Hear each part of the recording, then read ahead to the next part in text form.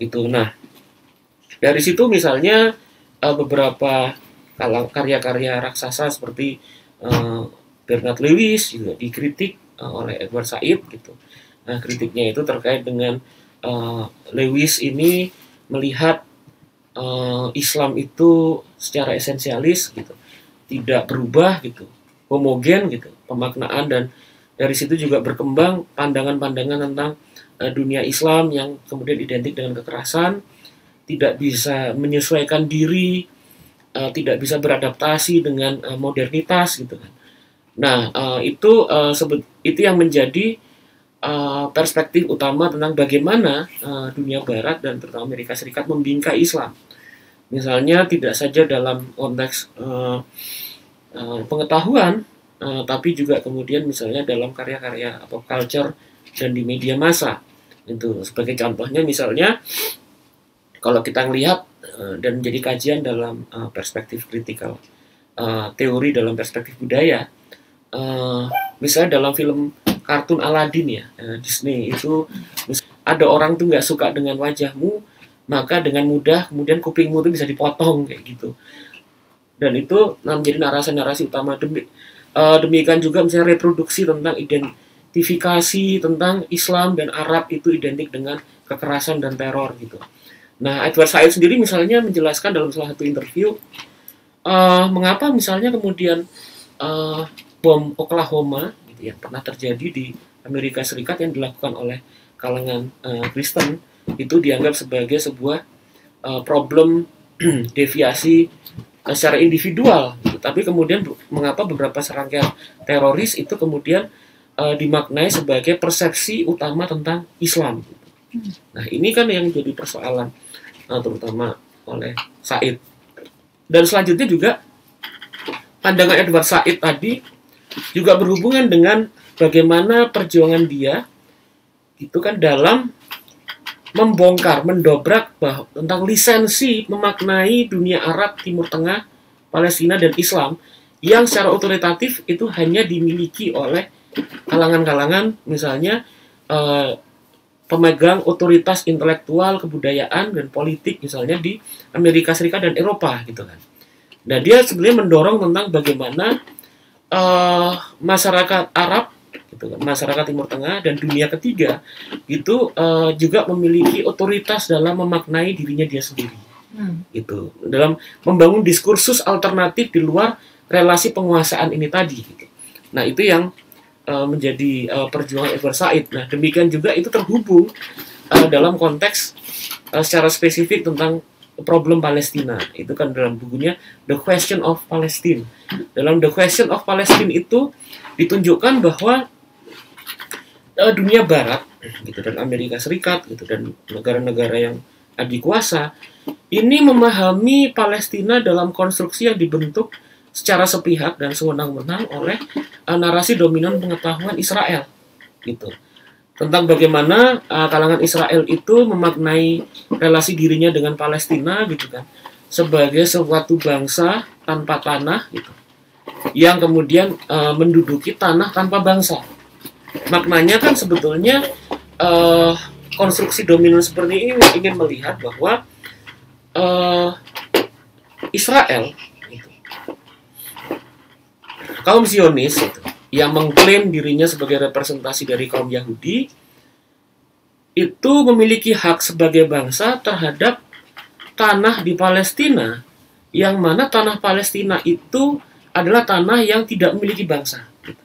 Artinya sebelum kehadiran dari kalangan imigran Yahudi tadi atas nama Zionis, gitu, dianggapnya tidak ada peradaban, tidak ada masyarakat, tidak ada manusia di situ, gitu kan. Nah, itu yang dibongkar oleh Edward Said gitu kan. Dimana kemudian dia dalam tulisan-tulisannya itu ingin menunjukkan bahwa kalangan Palestina memiliki hak dan memiliki kedaulatan gitu terhadap tanah tempat dia hidup gitu kan. Dan juga Edward Said menunjukkan bahwa apa yang dilakukan oleh Israel di Palestina itu adalah suatu bentuk okupasi gitu, yang mendapatkan dukungan-dukungan pada waktu itu oleh kekuatan-kekuatan internasional gitu kan. Nah, Tapi juga yang menarik dari Edward Said ini adalah kritisisme dia terhadap tatanan imperial itu tidak mengabaikannya dari pandangan kritis dia juga terhadap dunia Arab. Gitu. Contohnya misalnya bahwa dia juga mengutarakan bahwa rakyat dan masyarakat Palestina sendiri oleh sebagian besar pemegang kekuasaan di Arab itu dianggap juga tidak bermakna, tidak berharga, gitu. Dan juga selanjutnya dia melihat bahwa ketimpangan dan proses relasi asimetris kekuasaan, ketimpangan kekuasaan tadi. Said juga melihat bahwa Edward Said melihat bahwa problem relasi kekuasaan yang asimetris tadi dan juga praktek-praktek dominasi dan penindasan itu bukan hanya menjadi problem dari kekuatan imperial di Amerika Serikat dan Eropa, tapi juga problem dari kekuatan-kekuatan kelompok-kelompok dominan yang berkuasa di dunia Arab. Juga kemudian mereka memiliki persoalan terkait dengan praktek-praktek yang berdimensi tidak adil dan juga menindas tadi, gitu. Itu juga kita bisa melihat kritisisme dari Edward Said. Itu bahwa dia tidak hanya menjadi kalangan intelektual yang menulis karya-karya ilmiah, gitu. Tapi juga Edward Said itu kemudian terlibat dalam aktivisme politik. Misalnya dia menjadi bagian dari Palestinian National Council, gitu. Sebagai perwakilan, bagian dari perwakilan dari kaum imigran exile di tempat lain, gitu kan, untuk membela kepentingan Palestina. Dan ambil peran yang lebih konkret lagi, lebih konkret selain lagi, juga ya. Dari pemikiran, pemikiran juga aktivisme politik, gitu. Nah juga selanjutnya Edward Said ini juga kritis terhadap berbagai bentuk artikulasi fanatisisme yang kemudian muncul di dunia Arab dan di Palestina. Dan selanjutnya juga dia memiliki hubungan yang kompleks dengan PLO, gitu kan, dan juga dengan Yasser Arafat. Pada awalnya dia sangat mendukung PLO dan melihat Yasser Arafat itu sebagai pemimpin yang jujur dan adil dalam memperjuangkan kepentingan Palestina. Sampai kemudian pada perjanjian di Madrid dan Oslo pada tahun 1993 yang kemudian membalikkan opini dia terhadap PLO dan Yasser Arafat, gitu. Karena kemudian dia melihat bahwa PLO dan Yasser Arafat, terutama Arafat, sudah menandatangani berkomitmen terhadap perjanjian yang sangat merugikan bagi kepentingan rakyat Palestina, terutama bahwa Arafat itu mengabaikan, ignoring misalnya terkait dengan kesepakatan resolusi PBB sebelumnya yang melihat bahwa warga yang mengungsi setelah 1948 itu sebetulnya memiliki hak untuk kembali ke tanah airnya, gitu. Dan dia dari situ kemudian diabaikan oleh Yasser Arafat. Dan selanjutnya juga dia melihat bahwa dalam prosesnya ternyata otoritas kepemimpinan Palestina di bawah Yasser Arafat, gitu kan, dengan organ-organnya PLO itu juga tidak bebas dari problem korupsi, problem penindasan, gitu, problem-problem yang biasa dihadapi oleh negara dunia ketiga, gitu. Nah ini yang menjadi concern dari Edward Said. Nah yang menarik sebetulnya dari Edward Said selanjutnya adalah setelah tahun 1978 ya, itu dia menulis tentang Orientalism, gitu. Nah selanjutnya dia menulis buku pada tahun 1993 itu sebetulnya yang sangat berhubungan dengan Orientalism, yaitu Culture and Imperialism. Nah dalam karyanya Culture and Imperialism itu berbeda dengan Orientalism yang menunjukkan bagaimana pola-pola diskursus intelektual itu menjelma menjadi bentuk kekuasaan untuk memaknai, membangun konsepsi tentang Timur Tengah, dunia Arab, gitu, yang inferior. Maka pada karyanya ini dia menunjukkan bagaimana artikulasi-artikulasi perlawanan kultural melalui literatur, melalui karya-karya intelektual terhadap imperialisme tadi, gitu. Nah di situ dia menunjukkan beberapa wacana-wacana penting yang diartikulasikan oleh misalnya psikiatris yang namanya Frantz Fanon, itu untuk menunjukkan bagaimana perlawanan masyarakat Aljazair terhadap penjajahan oleh Prancis itu absah gitu, sebagai bentuk pembebasan dari represi ketegangan yang bersifat historis dan pengabaian dan peniadaan identitas mereka sebagai kaum kulit hitam gitu. Yang mana kemudian hal itu sebagai bentuk praktek politik liberasi gitu.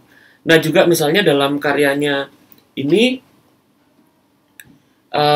Said melihat bahwa Frantz Fanon tidak hanya selesai untuk menunjukkan perlawanan dalam bentuk identitas kulit hitam, tapi juga dia mengkonstruksikan bagaimana terbentuknya sebuah humanisme baru, kemanusiaan baru yang lebih adil dan lebih egaliter dalam melihat hubungan antar umat manusia.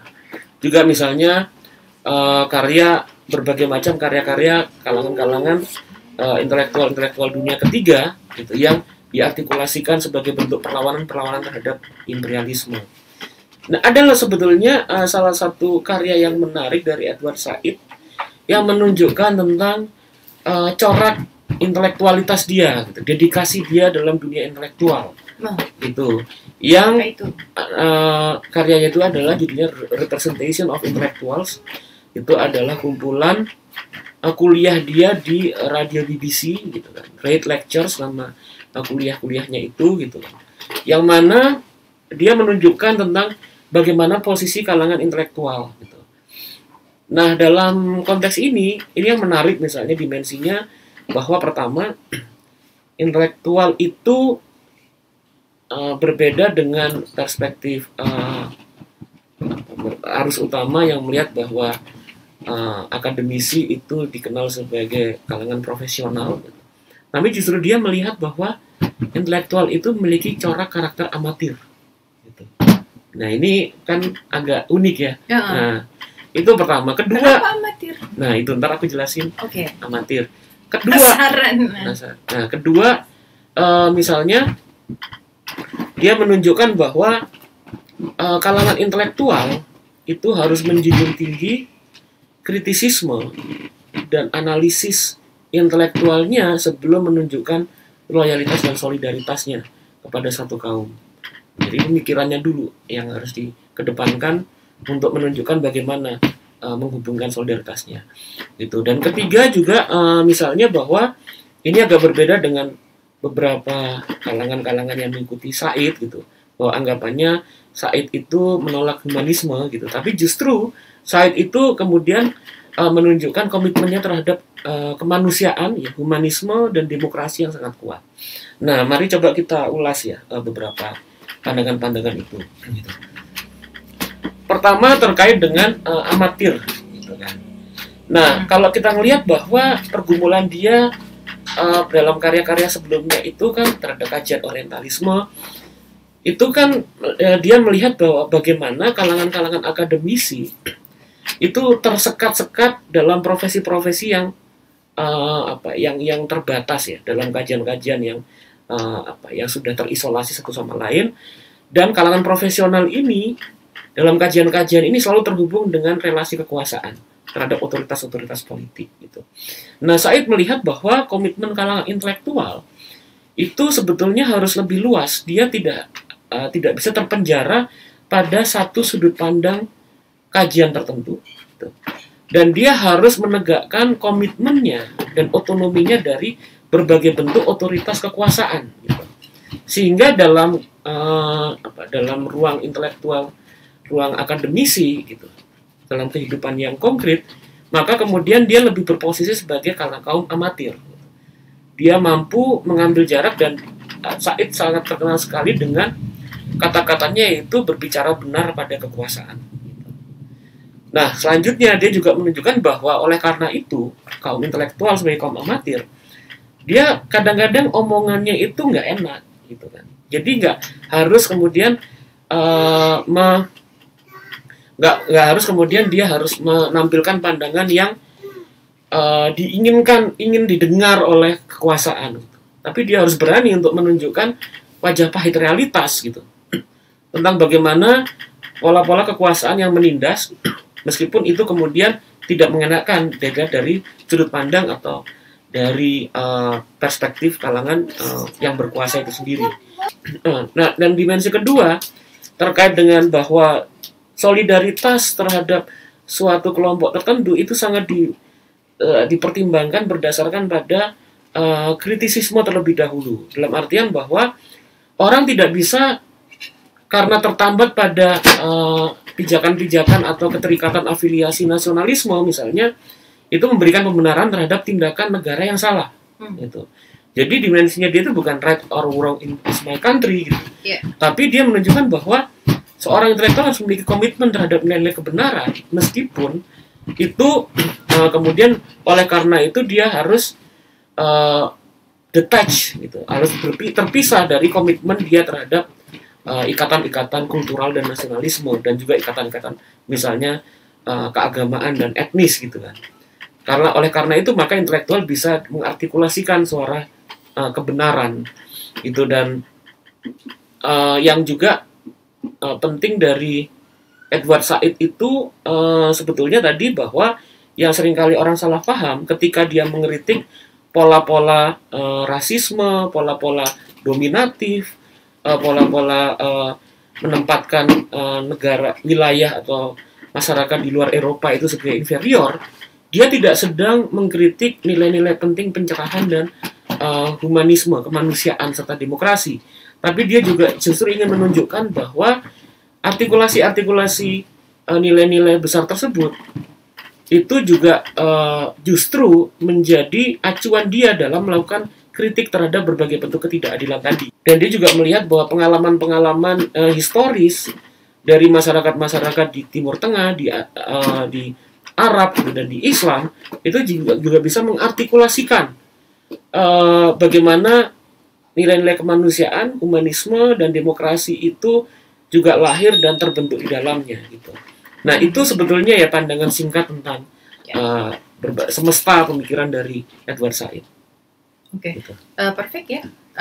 Tidak hanya pemikiran, tetapi juga ada aktivisme politik, kemudian juga menggugat apa yang diklaim oleh Barat terhadap Timur, gitu ya. Iya, betul. Pandangan-pandangan beliau ini masih cukup relevan dalam melihat persoalan dan problem-problem intelektual, politik, dan hubungan-hubungan yang kultural dalam konteks global, di mana kemudian justru yang menarik misalnya Hamid Abbasi itu melihat bahwa Edward Said telah memberikan lintasan, gitu, pathway yang tepat dengan bagaimana kita sebetulnya melihat secara kritis relasi-relasi yang sifatnya global tadi. Rasanya udah cukup ini ya, sudah cukup tuntas dalam membaca Edward Said. Udah cukup lengkap lah kira-kira ya, gitu ya. Oke, kalau gitu kita sudahi aja ya. Oke. Terima kasih teman-teman sudah bergabung bersama kami. Kita ketemu lagi di program-program yang lainnya ya. Assalamualaikum warahmatullahi wabarakatuh. Sampai jumpa.